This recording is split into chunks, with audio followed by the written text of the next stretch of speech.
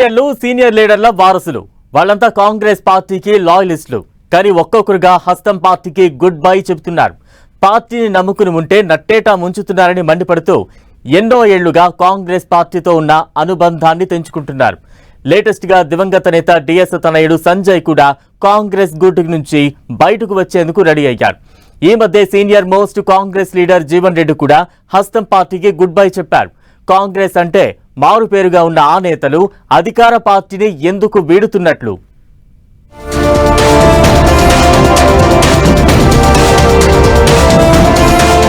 కాంగ్రెస్ కు మరో senior leader కుటుంబం దూరం.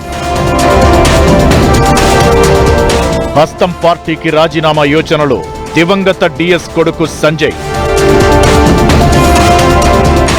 మొన్న జీవన్ రెడ్డి, ఇప్పుడు సంజయ్. ఎందుకిలా? సీనియర్లు లీడర్ల వారసులు కాంగ్రెస్ కు దూరమవుతున్నారా? గతంలోనే కారెక్కిన పీజేఆర్ తనయుడు విష్ణువర్ధన్ రెడ్డి ఎక్కడైనా ప్రతిపక్షాల నుంచి అధికార పార్టీలోకి జంపింగ్స్ ఉంటాయి. తెలంగాణలో మాత్రం డిఫరెంట్ సీన్ కనిపిస్తోంది.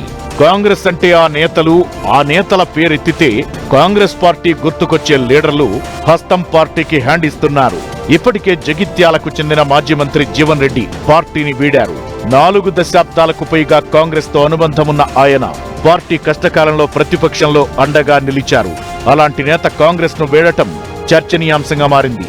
తనకు జరిగిన అన్యాయం, గుర్తింపు ఇవ్వలేదనే ఆవేదనతో సొంత పార్టీ అధిష్టానం, రాష్ట్ర పెద్దల తీరుపై అసహనం వ్యక్తం చేస్తూ హస్తం పార్టీకి గుడ్ బై చెప్పారు జీవన్ రెడ్డి.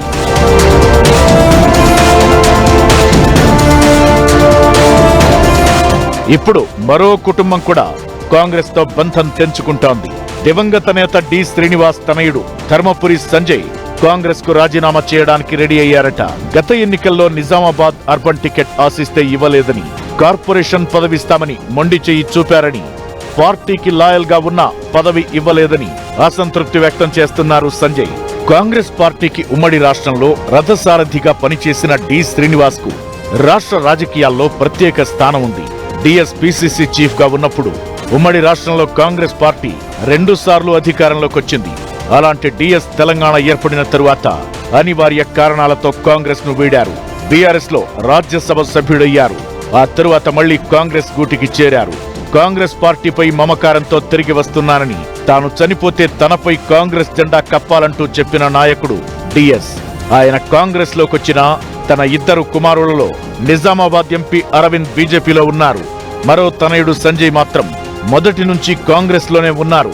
తెలంగాణలో కాంగ్రెస్ అధికారంలోకొచ్చి 2.5 ఏళ్లవుతున్నా సంజయ్ విషయంలో పార్టీ పెద్దలు పెద్దగా పట్టించుకోవడం లేదట.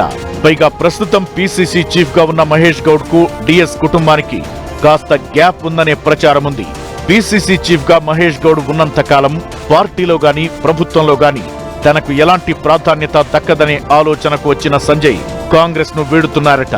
కాంగ్రెస్ తో బలమైన బంధాన్ని తెంచుకున్న జీవన్ రెడ్డి దారిలోనే డిఎస్ కొడుకు సంజయ్ నడవాలనే ఆలోచనలో ఉన్నారట.